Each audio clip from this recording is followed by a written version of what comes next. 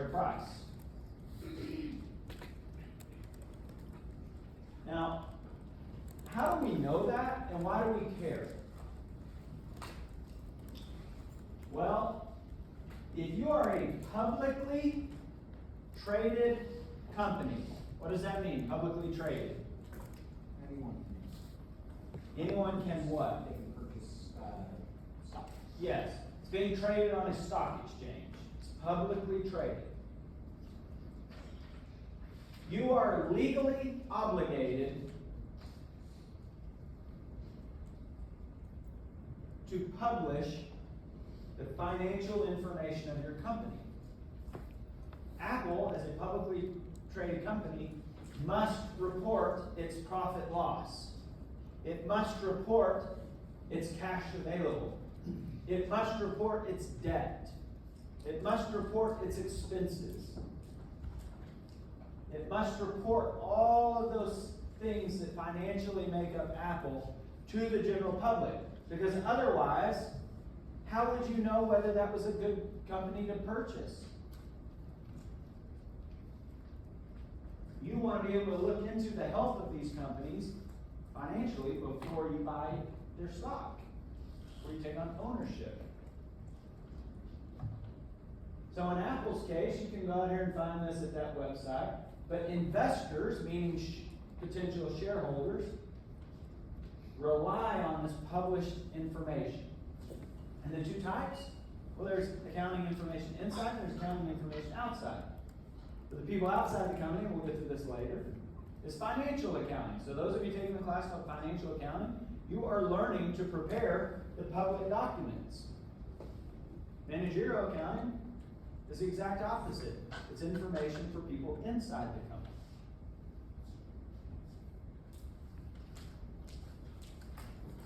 So accounting is often called the language of business. Communicates a lot of information about a firm.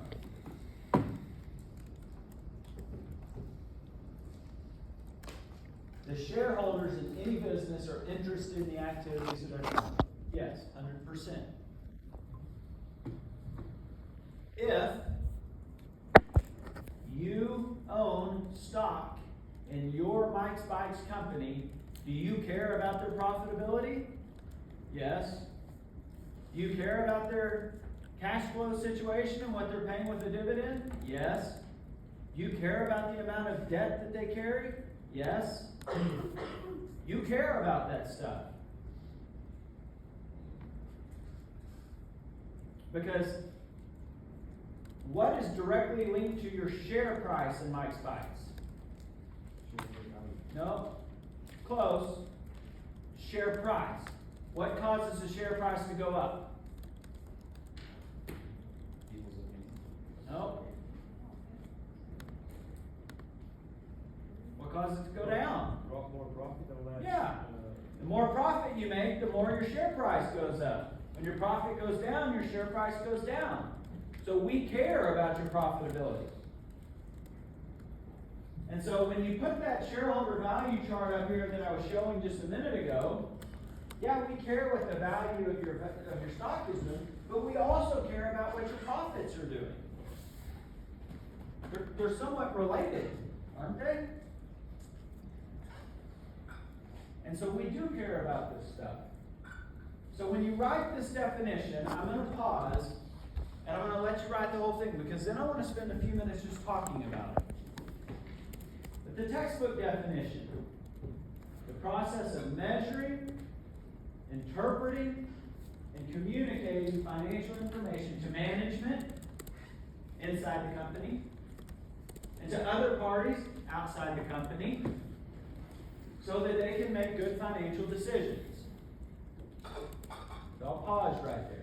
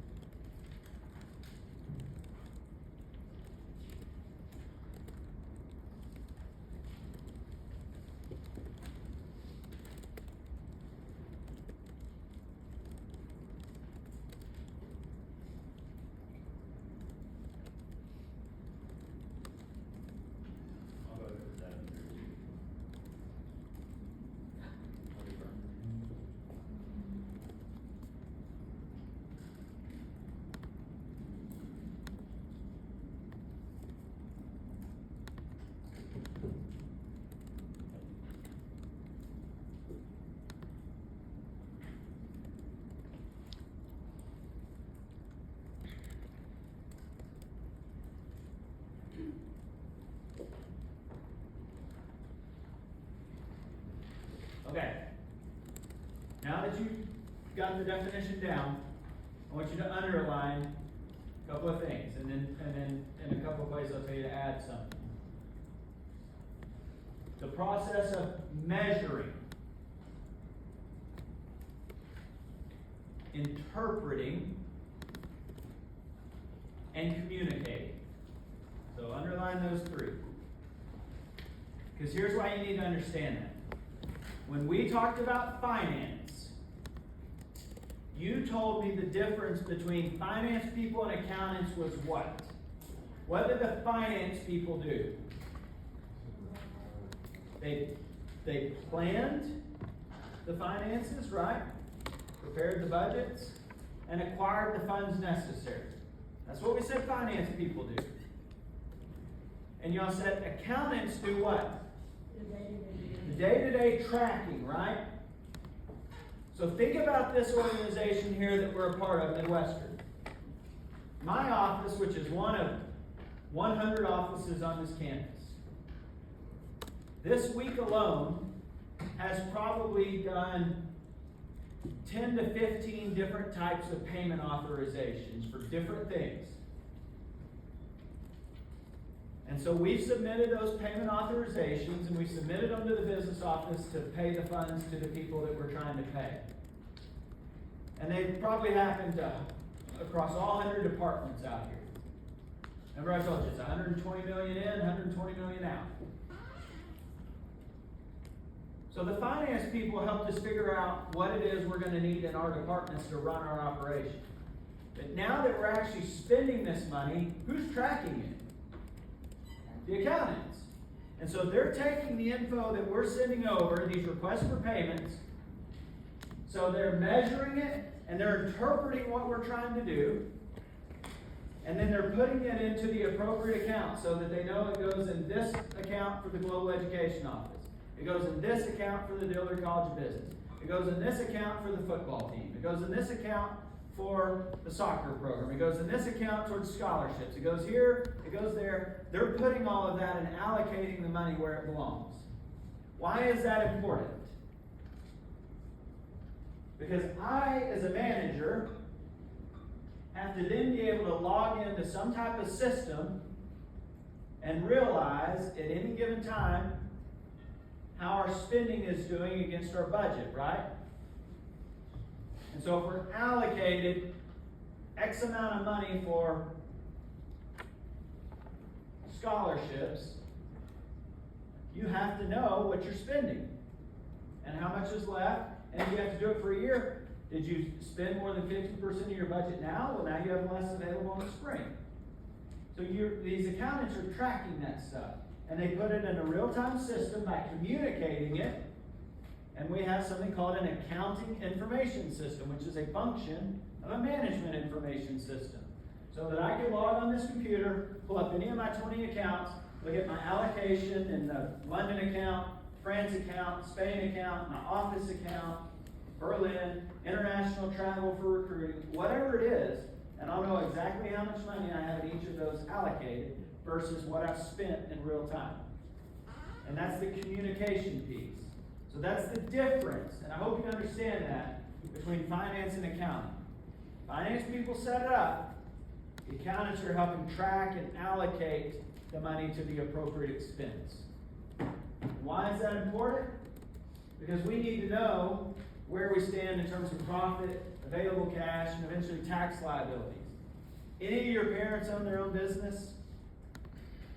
At the end of the year, have they ever, maybe just like in December, bought a new truck or a new piece of machinery or some type of purchase for their business, like right at the end of the year? Anybody ever paid attention to that? Why do they do it?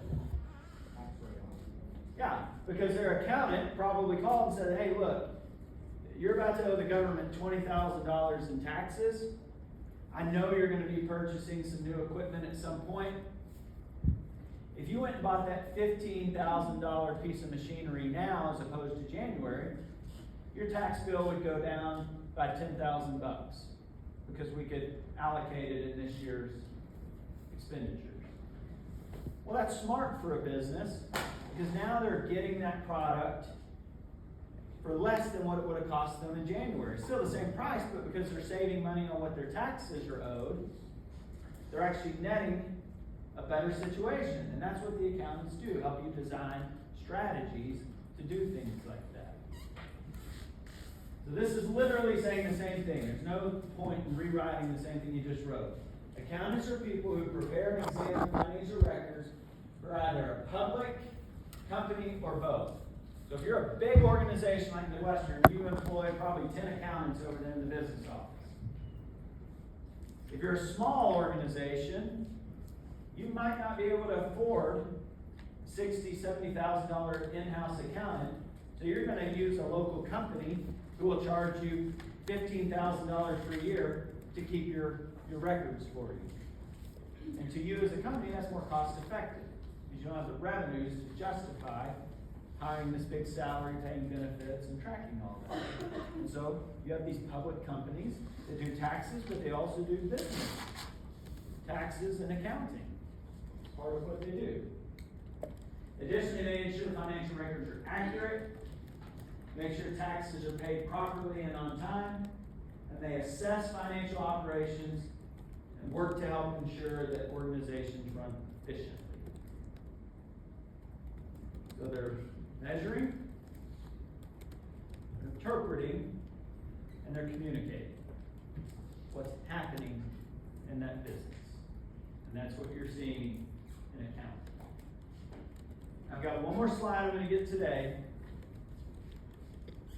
before we dive into the rest. Again, work with both individuals and organizations. Collecting the numbers isn't difficult.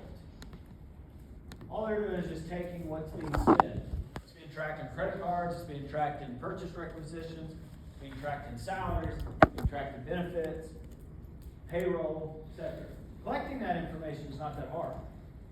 But measuring and interpreting and then communicating that information is where things get more complicated. And so this will be my last slide today.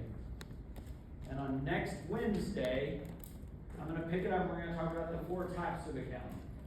Talk about managerial, talk about financial, talk about auditing. We're going to talk about tax. But again, in the textbook definition, we talked about measuring / analyzing, interpreting and communicating to managers. So managerial accounting is for who? People inside the organization. Financial accounting is for people outside the organization. And so that's where we'll pick this up next Wednesday as we talk about financial and managerial. We'll talk about auditing and tax. And then we'll go into the difference between accounting